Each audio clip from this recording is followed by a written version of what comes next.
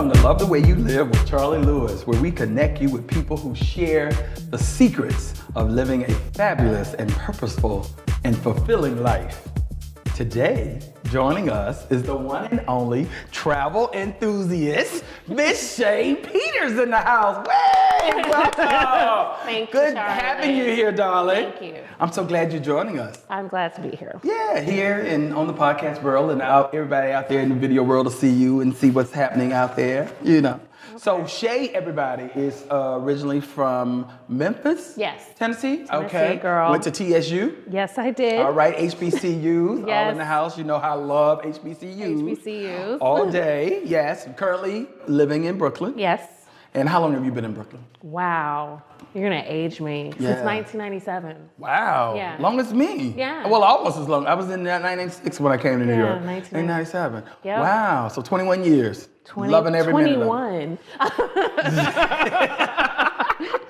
And how is that I'm only 13? I know. Nah, do the math. Right. So good. So your background before, you were you was in the music industry, like a lot of people who come to New York. Yeah.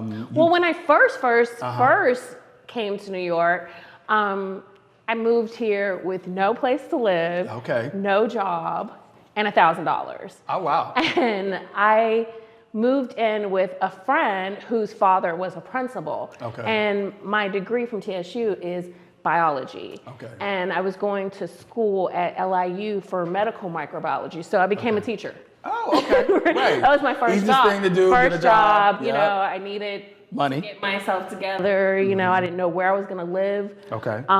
So I found an apartment downtown Brooklyn, Myrtle and Flatbush, right above a barber shop. And then later on, as I started to venture out as a teacher, you know, you get off at 3, you have a little nap, you go hang out at night. I started meeting people. I started becoming part of the Justin scene, which was like the Diddy world in the 20s. Okay. And so my first job was actually at Bad Boy. Okay. Yeah, in music industry. In the music industry. Yeah. So I was part of that late 90s Bad Boy. So that was the good stuff. Craig Mack, you had Biggie. No, Biggie was gone. Biggie passed. Was gone. Right. Biggie passed. In 95, right? No, 97. Yeah, 97. So March, I moved here in January, he passed in March. So yeah, once I got to Bad Boy in 99, it was The Lox, Faith was still around, Total. So I was a marketing assistant. I worked with Total. Who else? Faith, like you said. And Lil Kim? Was Lil Kim at Bad Boy? Was she? No, I don't. She was Junior Mafia. They were kind of like, they were part of it, but they weren't technically Bad Boy. Yeah. So yeah, that was fun. Those were good times. Okay. Yeah. All right. And then from there, From there, I went to Universal. Okay. It was a Universal Records directly at the time, which no longer exists. Then they merged later on in my career with Universal Motown. Okay. So I got to do marketing for everyone from India.Arie, Stevie Wonder, Erykah Badu, to Cash Money. Right. You know what I'm saying? And the beginning of Drake and Nicki and all that. So that was some interesting times. I bet it was. It was. Good parties. Yeah. So now you're currently a writer. I'm a writer. You're writing for Bridal Guide magazine, Nylon, Debrief, Upscales, and some other. How did you get connected to that world?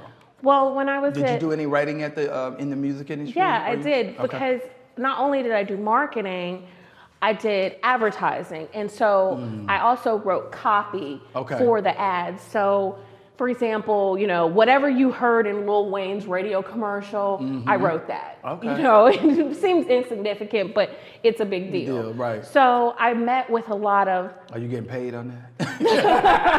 Not anymore, no. Barely got plaques. Barely. But from that end, I had to meet with a lot of advertising people. So I dealt with the magazines on the advertising end. Okay. And so I just made those connections and always had a love for writing. I dabbled as a songwriter at some point in my life. It's like random. I have a song on Tidal. Just one. Okay. More than most. Okay. Exactly. So that's how I kind of got the bug of writing. After all, like a lot of music industry people got laid off because the end of the CD came. Right. And so a lot of people don't think about, they think about the auto industry, they think about, you know, these big American industries, but the music industry was hit hard by the beginning of the MP3. So you didn't need and then Facebook came, so you didn't. MySpace came first. Well, MySpace was around, but people didn't, even though people like Drake and Nicki and Adele were found on MySpace, they didn't use MySpace in the same way they used Facebook. So I'm the marketing and advertising person for Lil Wayne, so I'm paying, you know, well, the label, his budget is paying $90,000 for, you know, full page ads when Lil Wayne could just go on Facebook and say, hey, my album's coming out. Right. So the CD, the social media, all of the technology kind of just blew wiped it up. out thousands and thousands of jobs. So I was laid off in a huge wave of layoffs, and writing just came naturally. And somebody said one day, hey, would you like to get on a plane and go cover the Montreal Jazz Fest? And I was like, why not? All right, like, I'll do that. And that's how it started. Because I didn't even think that travel writers existed. Right. You know, I didn't know you could get paid to write and travel, you know. So. Was that your first fascination with traveling? And I mean, from writing, from that writing standpoint, I'm sorry. Was that your first gig?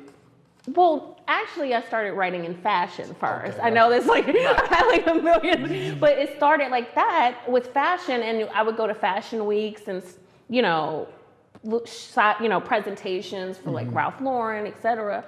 But it was the travel that made me the happiest. Because if you can get on a plane and send me to Montreal Jazz Fest, places where somebody like a Ray Charles has performed, I got to see Hugh Masekela before he passed away. You know, that, you know. Because I went to Montreal Jazz Fest, and that's when I saw Diana Ross for the first time. Believe it or not. And she was amazing, and she did her whole. Diana Ross, she was amazing, and I saw Rhonda Ross, and even found out how amazing she was. But I saw, you know, the Jazz Fest is great because it has all those musical acts. It's not just jazz. It's, you know, Katie Lang was there. You know, Melissa Etheridge, those type of people, just big names. It's a you know. Totally. Yeah. So now you're doing you do travel for jazz, but you not just travel, but you also write about food too. Because I like food. Yeah. And so what I learned about writing is if you write about the things you love, it comes easy. If you write about the things you love, it's easier because there's a lot of people, you know, like you might love politics. A lot of people write about that, but it kind of, from what I've heard, there's a lot of travel writers who used to be like crime reporters. Wow. You know, and they're like, you can't imagine how draining it is to go to, you know, a scene and have to report about it when you could be in Bali reporting about, you know, the beaches, beach food, you know. So, you know, I think that what happened is a lot of writers, a lot of people like me from different industries, different types of writers have come into this place where as you age, you just want to do things that make you happy, I think. I think most people should.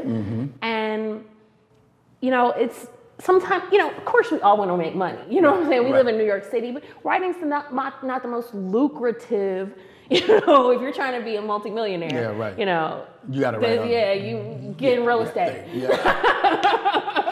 know what I'm saying? But the point is, do something you love and write about what you love. And I love travel. I love music. I love food. And I feel like if you write about what you love and share it, it comes across more authentic. Okay, sounds good. Well, you just kind of touched on my next question, which was what advice would you give people who are trying to step out of their comfort zone, you know, to travel and do things beyond what they normally would think of, You know, because for you, like you said, you were in the music industry, you had no connection to writing at all. Right. I had no connection to the music industry either, though. So also, I know this is like really weird, but I think likability is a big part of doing what you love. Okay. Because there's a lot of people who are curmudgeons and they think being crabby is like the New York way to live. Like, you know, like it's very like, you know, bristly. Right. But also people liking you will be like, you know what? You know who would be good for this? Charlie. Right. You know what I'm saying? Because it's education, experience are a big deal, but we know now in the times that we live, experience isn't necessarily what makes you, elevates you all the time. Right. Because sometimes people liking you might just be what, you know, elevates you. Right. So, well, I love your hashtag, which is PS I Stay There. Yeah. Because you love to travel. Yeah. And you love to write about your traveling, and you have great stuff on Instagram. So make sure you check her out on Instagram. I am Shea Butta, Butta. IAM SHEA BUTTA. Twitter and Instagram.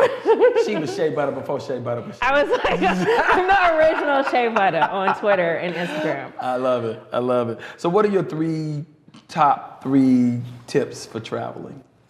Tips? Must-haves. I'm sorry. Oh, must-haves? Must-haves for travel. Okay, because I can give you tips and must-haves. Must-haves, get a good suitcase. Yes, definitely. I've had a cheapo suitcase, and they never break down at home. The zipper never comes off in your apartment. The handle never comes off while you're walking down the hall to the elevator to your apartment. It's always at the airport when someone else is trying to maneuver that handle. So invest in a good suitcase. It'll last you, you know, years, you know. So that's number one. That's a must-have. I would say for me, also, Dramamine. I think Dramamine is underrated because when you are on a plane, in a car, on a boat, I do a lot of boats. A lot of boats. I'm almost on a boat every time I leave the United States.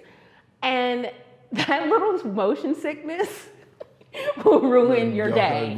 Ruin your day, okay? And also, I believe, well, this isn't necessarily a must-have, it's kind of a tip.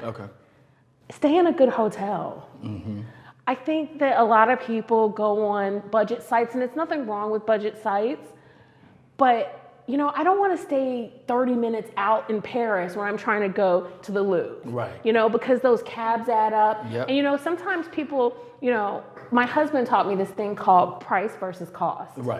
And it's like, he says, you can look at the price of something, but what does it actually cost you? So if you're staying at a hotel, you know, that's, you know, $75 a night, and you know, in the city you're in, they're usually $200 to $300. You know what you're getting. You know, don't be mad if there's potato chips under the bed, because I've had that.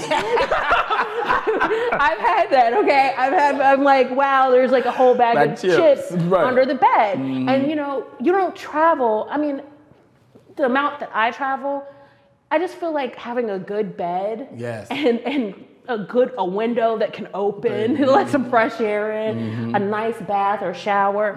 It is very underrated. And I think a lot of people go on those sites and just feel like, okay, oh, you know, it's a 3-star hotel, but it's only $15 a night. Yikes. Okay, you know, you're gonna get what you pay for. Yeah, so I think that's important. Okay. Now piggyback on the tips. What are your 3 main tips of travel? I think tips, number one, I think people don't sign up for their miles like they're supposed to. They're not like what they used to be. But, you know, when you go out to eat and you can get your Sky Miles from Delta, or you can get your American Advantage. I have like 5 different, you know, Americans, Delta, you know, Continental, I think. No, not Continental. They don't exist anymore, do they? No. I had them. It's United. I was like blue and white card. Who's that? But I think that people, even I came here in a Lyft. You can sign up for Sky Miles. You can get Sky Miles on Lyft? Yes. Love it. Yeah. So you know, every dollar is a mile. Yeah. I love it. So that's something I think that people don't do enough. Yeah. Another tip would be, plan. Yeah. Mm-hmm. Like, don't just go there and say, okay, we're going to go to the shopping center in such and such. Right. Plan it out. Like, do the research. Look up. The reviews are important to me. Yeah. I think, a lot of people... What do you use for reviews? Who do you use when you... I use Google reviews. Okay. I mean, I don't think they're any better or worse than Yelp. Okay. I think a lot of Yelp reviews get a little angry. Mm-hmm. Yeah, you can kind of figure that out. Right, you can see a consistency. Yeah. That's what I look for. One of my tips is I always look for the consistency in reviews. I need to say TripAdvisor. Good, of course. I always like to see if I see, don't eat the food or don't eat this or whatever the case may be, or don't stay there. I have to see that at least 2 or 3 times over. Right. And then I know it's real. But if I see it one time, that person could be just angry. Right. It's possible. Yeah. Another tip I would suggest that I think that kind of goes under the radar is if you're traveling with somebody who's older or maybe you're not like technically disabled, but you have like an arthritis or you have a fibromyalgia, which I have, I think that you got to look at, does your hotel have an elevator? I think I've been to places that are like timeshares. A lot of timeshares are built like, apartment type, hotelish type things. But they'll be like, oh, I want to stay on the 3rd floor so I can get that beach view. Right. But you don't know there's not an elevator. Yeah. So, kind of just, if you have to pick up the phone, and call, ask, do they have an elevator? If you're traveling with a person in a wheelchair, do they have a ramp? Do they have an elevator? And also, are they accessible? If you're super tall, are they able to, accommodate you in a bigger bed? Okay. I think that a lot of people just go with the flow and then get there and they're pissed. Right. And it's like, well, I'm here and I don't know, the bed's not big enough for my husband. It's like, but you knew your husband was 6'7". right. So just make a call, right. or just check in advance to see if those little things that make your life lovable, you know what I'm saying? Because you go on vacation, I don't want to be pissed off that the countertops are too low. Right. You know what I'm saying? I'm a little above average height. So, if they're just too low or too high, there's little things that can make you irritated about a place, and that all adds up. Right. So check on your people with disabilities or the things that bother you. Make sure your hotel is able to accommodate. Well, I mean, just bothering me alone, I don't like to check luggage. So for me, I'm all team carry-on. Right. So when it comes down to it, I need to make sure I have my TSA pre-check and clear. But today, clear, because TSA pre-check, everybody got TSA pre-check, and that line could just be long. Yeah, we just signed up for clear. Oh, you have to have it. It's when you go through it, it's going to save your life. Also, I use Mobile Passport. Okay, what's that? Mobile Passport. Gosh, I shouldn't tell you guys. I'm like spilling the beans. Okay. So Mobile Passport is, to me, just as good as Global Entry. Okay. What is Global Entry, like $250 some odd or something? I think I paid, I got Global Entry TSA pre-check at the same time, so that was like, I think $150 back then. Okay, yeah. And that was for 5 years. Yes, now it's like 2 something. Okay. Mobile Passport, you literally go into your apps, download Mobile Passport, take a picture, you have to scan your passport. Okay. You have to take a picture, answer certain questions. You know how when you go through immigration, they ask do you have anything over $10,000, this, another. And there's like 15 airports in the US that accept Mobile Passport. JFK, Newark, and LaGuardia are 3 of them. So that works perfectly for me. Yep. And what you do is, I think Miami has it too, I'm not sure. You just go, there's like a line when you come off the plane and go towards immigration. It's like, okay, Global Entry, citizens, non-citizens, and then there's this little bitty line that nobody sees called Mobile Passport. It's so small. Wow. And you go over there and I think I've had 1 person in front of me in 3 years. Wow. 1. Wow. So nobody knows about Mobile Passport. I'm mad. I'm loving that already. Yeah, because when you come back into JFK and there's a line, you're like, the last thing you want to do is get off a 15-hour flight or a 7-hour flight, and then you got to stay in a line for an hour. Yeah. And it's only at a few airports, but and when it first started, because I was like one of the first people that I knew on it. that they didn't even make you pull out your passport. Okay. Like you literally just scan and you go. Now they're like, wait a minute, that's too easy. Right. You have to actually scan and show your passport. Okay. So it's not that, that's negligible, but that's something that I really like. Okay, yeah. Sounds good. Yeah. Well, stay tuned, everyone. We'll be back with part 2 with Shea Peters.